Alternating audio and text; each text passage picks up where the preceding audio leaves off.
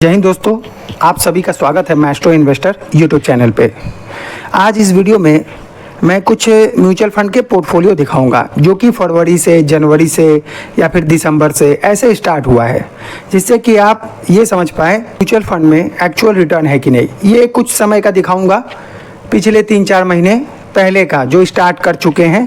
हमारे चैनल के जरिए, यूट्यूब के जरिए मुझसे कांटेक्ट किए हमारे फौजी भाई, बाकी जो अदर सर्विसेज में हैं, गवर्नमेंट एम्प्लॉयज़ हैं, वो लोग मुझसे कांटेक्ट किए, व्हाट्सएप पे किए।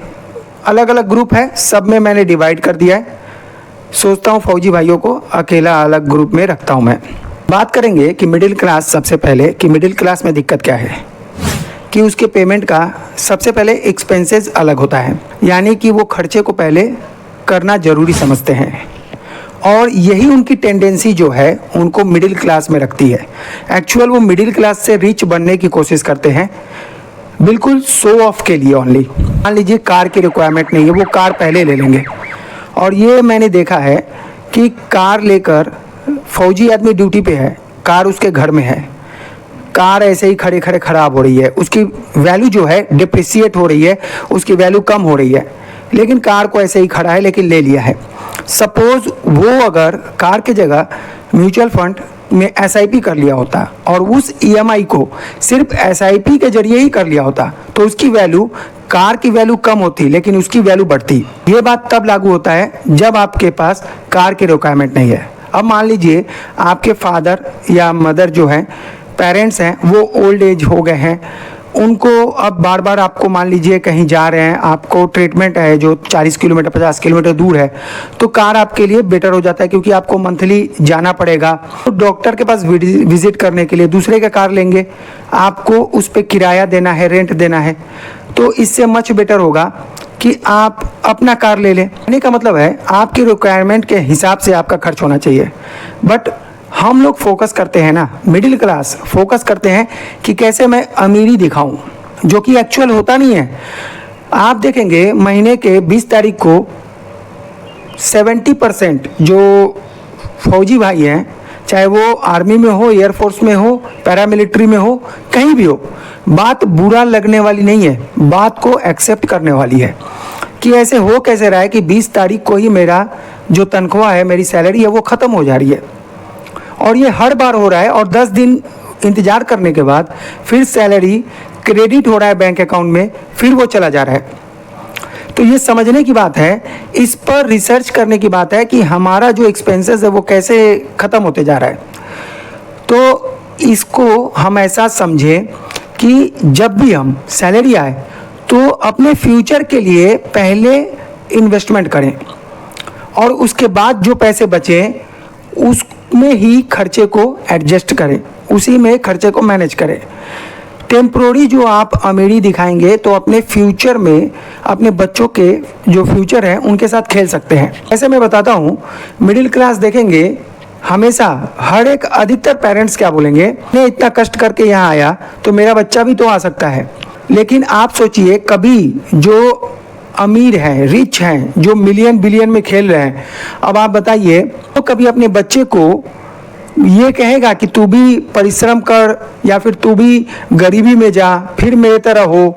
बिल्कुल नहीं। लेकिन मिडिल क्लास के माइंड में ये ब्रेन वॉश किया हुआ है।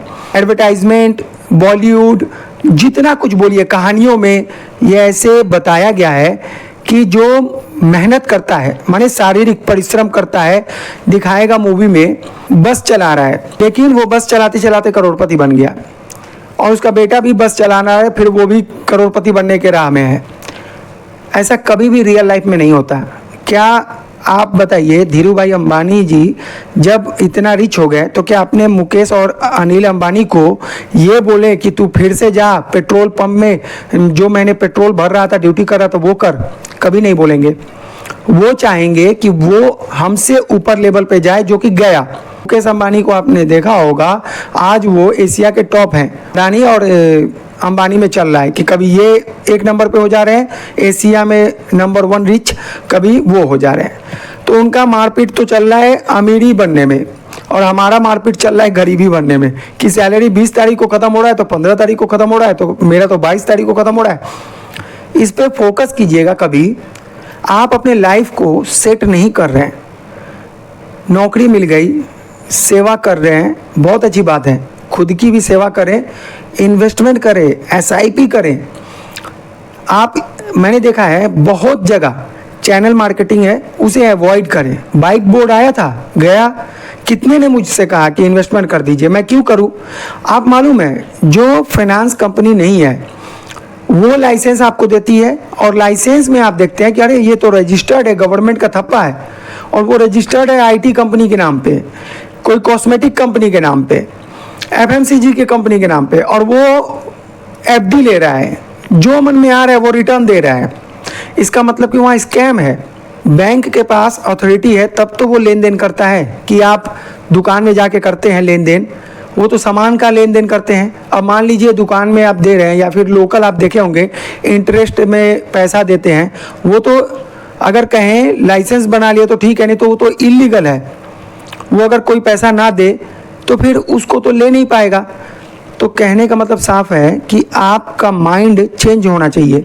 फ्यूचर के हिसाब से अपनी बचत को कम से कम 20% सैलरी को बचत के लिए रखें। 80,000 सैलरी है तो 16,000 आपको बचा के रखना है, फ्यूचर के लिए इन्वेस्टमेंट करना है। चलिए देखते हैं कुछ पोर्टफोलियो को, नहीं तो बातों बातों में बहुत लंबा वीडियो हो जाएगा। और समझिए कि क्या मैं कहना चाहता हूं कि इन्वेस्टमेंट क्यों ज़रूरी है। और मेरा जो अगर नंबर चाहिए हर एक वीडियो पे लिखा होता है, वीडियो को कंटिन्यू देखेंगे बिना स्किप किए हुए तो आपको नंबर हमेशा मिलेगा। चलिए चलते हैं, देखते हैं कुछ अपने भाइयों का इन्वेस्टमेंट। ये भी हमारे एक साहब का है, फौज में जेसीओ साहब हैं, उनका है। तो वो देखिए मुझसे इन्वेस्टमेंट स्टार्ट किए थे तो 39,100 अभी उनका टोटल वैल्यू है। अगर उनका देखेंगे, मैं ज़्यादा नहीं दिखाऊंगा क्योंकि पोर्टफोलियो में अगर उनका फोलियो नंबर या फिर पैन कार्ड, आधार कार्ड, ये सब दिखाना ज़रूरी नहीं होता, और ये बहुत ही मतलब सेफ रखना चाहिए, क्योंकि ये क्या है, सोशल मीडिया का ज़माना है, कुछ भी हो सकता है। तो यहाँ पर देखिए इनका जो है 32,998 रुपये, 32,998 रुपीज़ इन्वेस्टमेंट किए हैं, जिस पे इनको गेन हुआ है 6,102 रुपीज़। अब अगर एब्सोल्यूट रिटर्न देखेंगे, एब्सोल्यूट रिटर्न मतलब कि इनको अभी तक कितना रिटर्न मिला है, अकॉर्डिंग टू एनुअल अगर देखें तो एनुअली इनको 18.49% का रिटर्न मिला है। अब सोचिए 18.49% का रिटर्न आपको कौन से गवर्नमेंट स्कीम में मिलता है? हाँ, जोखिम है, यहाँ जोखिम है, तभी तो ये इनको रिटर्न भी मिल रहा है। जब रिस्क लिए हैं तब तो गेन हो रहा है। और XIR रिटर्न देखेंगे तो 44.27% का रिटर्न है। XIR रिटर्न होता है कि आप जैसे इस बार म्यूचुअल फंड में 2,000 किए, फिर नेक्स्ट टाइम 2,000 करेंगे, तो ये तो हर एक साल में आपका पहले का जब 1 साल हो रहा है तो दूसरे का भी 1 साल होने में 1 महीने बाद होगा, तो इसे XIR रिटर्न बोलते हैं। इसका एनुअली कैलकुलेशन, तो उनको मिल रहा है रिटर्न 44.27% का रिटर्न। इनका टोटल 3 SIP चलता है, 3,000 का SIP कर रहे हैं, तो 3,000 के हिसाब से आप देख सकते हैं 32,000 इन्वेस्टमेंट होने में कितने महीने लगेंगे, 33,000 होने में। तो इनका 11 मंथ हुआ है इन्वेस्टमेंट का, और माने 1 साल भी नहीं हुआ, और 6,102 रुपीज़ इनका गेन हुआ। दूसरा फंड देखते हैं कि जो पोर्टफोलियो है वो हमारे एक सर का है। सर का मतलब समझ लीजिए कि हमारे ही भाई का है, जवान है। 5 ये म्यूचुअल फंड में SIP कर रहे हैं। जैसे कि मुझे फ़ोन किए, कांटेक्ट हुआ, बात किया, मैंने उनका SIP स्टार्ट करवाया। अब देखते हैं इसमें क्या है। मैं फोलियो नंबर नहीं दिखा रहा हूँ, कुछ डिटेल्स नहीं दिखाऊंगा, सिर्फ पैसे का दिखाऊंगा कि आपको यकीन हो कि म्यूचुअल फंड में रिटर्न होता है कि नहीं। देखिए म्यूचुअल फंड में ऑलवेज याद रखिए, लॉस प्रॉफिट शॉर्ट टर्म में होता है, लॉन्ग टर्म में आज तक हमेशा क्या होता है कि शॉर्ट टर्म के अगर जो फ्लैक्चुएशन है उसको बर्दाश्त कर लिए तो आपको रिटर्न अच्छा मिलता है। तो इनका 10,000 का SIP चलता है, ठीक है। अभी अगर देखेंगे तो इन्वेस्टमेंट इनका हुआ है, देख लीजिए सारे फंड का जो डिटेल है उनका इन्वेस्टमेंट इस तरह से, एक्चुअली फोलियो नंबर आ जा रहा है जिसे मैं हाइड करना चाहता हूँ। तो ये देखिए इनका जो फंड है, इनके ये इन्वेस्टमेंट है, और उनका गेन देखिए, ये फरवरी मार्च से स्टार्ट किए हैं, और देखिए सभी फंड में ये देखिए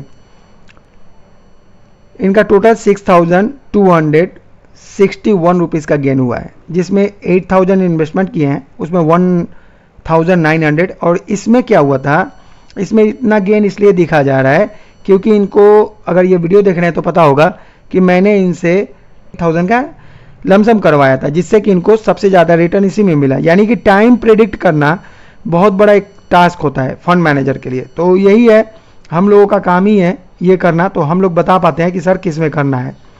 ये 2 पोर्टफोलियो ओनली मैंने दिखाया जिससे कि आप समझ पाए कि म्यूचुअल फंड में शॉर्ट टर्म में अप एंड डाउन होता है, लेकिन लॉन्ग टर्म में आपको डेफिनेटली रिटर्न मिलता है। लंबे समय के लिए वेट करते हैं, मार्केट में अपने इन्वेस्टमेंट को रखते हैं, तो आपको डेफिनेटली रिटर्न मिलने के चांसेस मैक्सिमम होते हैं। और जब मैंने आपको बताया निप्पॉन इंडिया ग्रोथ फंड के बारे में, तो उसमें कमेंट्स भी आया था कि तू करोड़पति बन गया क्या, ज्ञान मत पेल। कहने का मतलब ऐसे लैंग्वेज, इससे क्या कि आदमी जो बताता है ना, जो अच्छा आपका भाई साथी, मैं भी तो वहीं से आया हूँ, आर्मी से ही रिटायर्ड आया हूँ, कहीं सोच का जैसा हूँ, और जो आपको लैंग्वेज आती है वो मुझे भी आती है। तो हमें क्या है, हमें अपने अच्छाई को बढ़ाना है, यानी अपने नॉलेज को डेवलप करना है। आपकी जो बातें अच्छी होंगी वो मुझे लगेंगी अच्छी, और मेरी जो अच्छी बातें होंगी आपको अच्छी लगेंगी। जिस कंडीशन में हम लोग हैं, अपने कंडीशन को कैसे इंप्रूव करें, कैसे यूनिटी होकर काम करें, ये हमें लर्निंग कभी भी नहीं सिखाया जाता। देखिए, हम फौज में एक साथ रहते हैं, लेकिन आप देखेंगे एक ही गांव के 5 जवान साथ में पेंशन आते हैं, लेकिन वो पांचों मिलकर अगर 1-1 लाख भी लगाएं तो 5 लाख बनता है। कोई भी बिजनेस स्टार्ट हो सकता है, लेकिन वो क्या करेंगे कि 15,000 से 20,000 का सिक्योरिटी गार्ड का नौकरी कर लेंगे, लेकिन एक साथ नहीं आएंगे। ये चीज़ हमारे अंदर है, मिडिल क्लास के अंदर है। हम एक दूसरे को देख के जलते हैं, हेल्प नहीं करते। याद रखिएगा, मिलेंगे अनदर वीडियो के साथ। तब तक के लिए tata bye bye, keep investing.